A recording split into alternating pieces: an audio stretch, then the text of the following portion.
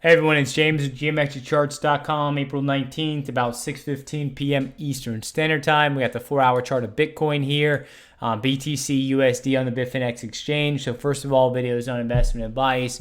And then second of all, really not much has changed since Monday. It's the reason why I didn't do the Wednesday video. It literally would have just been the repeat of that, and then literally three videos this week, almost about the same thing. So that's why I just held off till Friday. And unfortunately, again, we're just chopping around. So the bottom of the consolidation is about 4,800 Bitfinex. The top is about 5,500. I would like to see Bitcoin break above 5,500 if it is going to relieve more of the selling pressure in a way similar to like what Litecoin did, ADA, and many of the other coins that were able to pop upward.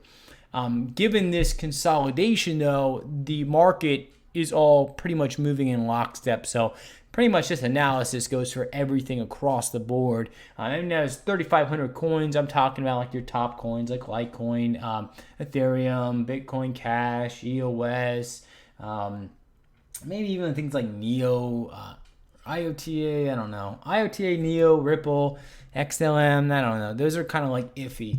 But kind of like your big coins, again, where there's a lot of money running through them. A lot of things kind of seem like they're in this consolidation phase. Now the question is can we get a second leg up in this market to relieve more of the selling pressure? We did break through the long-term bearish divergence line, but we quickly got right back above it. We're struggling to get back above it. Obviously, on the daily chart, the 4-hour chart, the momentum is slowly declining. Okay, and I think that as long as Bitcoin is able to break above and stay trading above 5,500, it's going to be positive for the market in the short term. Not that I'm saying that the bottom is in. I do not think the bottom is in. I will wait to be convinced that the bottom is in before even making that claim in this market, because like I've talked about in my prior videos, you can see a lot of the bottom is in, the bottom is in, the bottom is in, the bottom is in, the bottom is in, the bottom. Guess we got to start over again. So, again, this market has a history of making convincing moves, right? And there was no more convincing move than 6,000 bottom. This was, I think, the most convincing move because it produced a giant rally, a nice pullback, and the continuation. And they ensnared a ton of people. I mean, remember all the hold community? I don't even know if the hold community is still around. Maybe they still are. But again, a lot of those people, a lot of those big Twitter accounts that were proclaiming to be like the second coming to the crypto world, again, they convinced a lot of people to hold. And now there's a lot of people that are eager for this trade to come back. And it's horrible, right? I don't mean to like poke fun at the people that are holding these coins that have suffered these massive drawdowns. Now, some of them have produced some very nice rallies recently, like Litecoin, for example. Immense rally. It'd be great if all of the coins do that. I don't think that's the case though yet. I do think if Bitcoin is able to break above 5,500, right, and it's eventually going to have a deeper corrective move. It's just a profit-taking event, happens in every single market. And if it's able to produce something, to where we let's say we move up, we come down, and then we continue up, and this actually breaks out to a new high, then yeah, I do think not only Bitcoin, but many of the other cryptos are going to alleviate a lot of this selling pressure and get a lot of these people back to hold a hole if they are holding.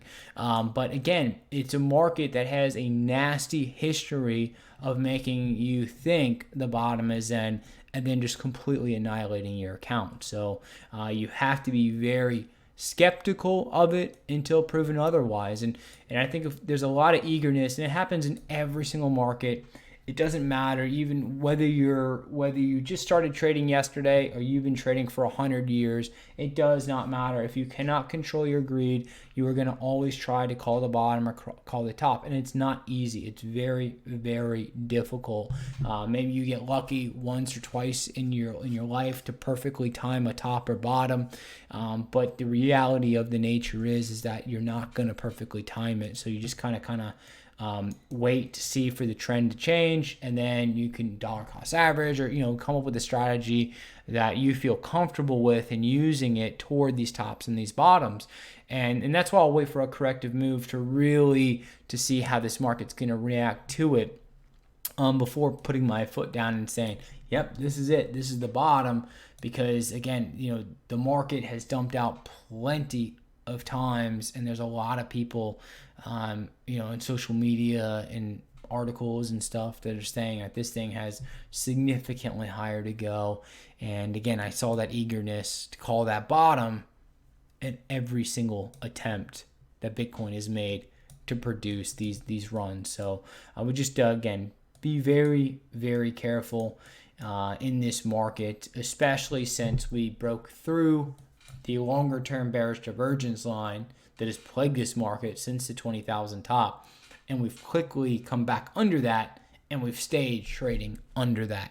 And I think that could have just been a little magic trick just to produce a false breakout and then quickly enter back in, the same way you would see a false breakout in a bear flag or a bull flag or a ascending triangle or descending triangle, and then the market quickly reverses, and you're like, whoa, that's not how the pattern works out. Well, yeah, it is when you have big money preying on retail traders, and this market is definitely the most vicious of them, I think, followed by the commodities market. And I think that's why I try to emphasize so much caution in these markets, is because that's where I focus a lot of my time, is in the commodities, and where I did in the past. And it's a very vicious market. So anyways, so again, over 5,500 positive, under 4,800 negative for Bitcoin. I pretty much think you could cookie cutter this onto those other coins as well too, to where if Bitcoin is having a bad day and it's breaking under 4,800, watch out below in all the other cryptos. If Bitcoin is breaking above 5,500 with conviction, then again, I think the other cryptos are going to follow, if not be in lockstep and joining Bitcoin in the rally to relieve more of this prior selling pressure. And that's what I think the whole intention of this move is to do, is to relieve this selling pressure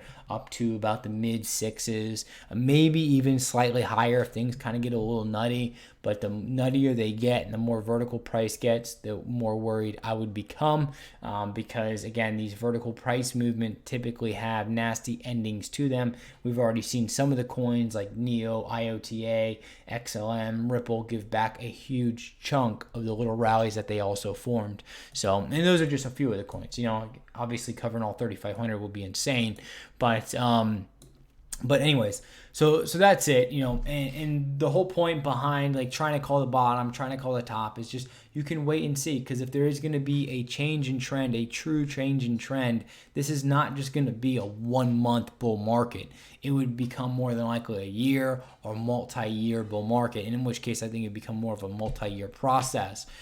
They typically last, longer time frames, and that's what I would imagine we would get from this market. We would have essentially a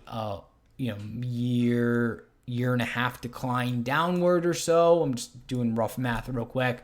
And then obviously the trek back up may take 2, 3, 4 years. It could take even longer, and I think it definitely will take longer for Bitcoin to get there. So the alts, some of them are going to rush way ahead of Bitcoin.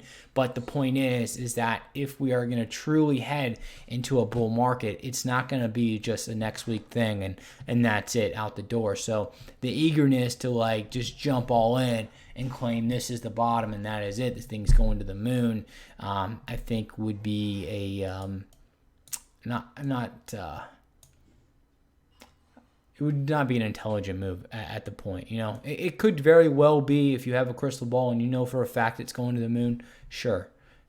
But again, there's nothing more revealing than seeing this longer term downtrend line on these momentum indicators and price breaking above it and then quickly getting right back under it. So again, and this has plagued Bitcoin since 20,000, and each top has ended in failure or each attempt to create a bottom has ended in failure, in horrific failure at that. So anyways, that's it for Friday. I hope everybody has a great weekend. If you do like the video, you like the content, please like, comment, subscribe, follow.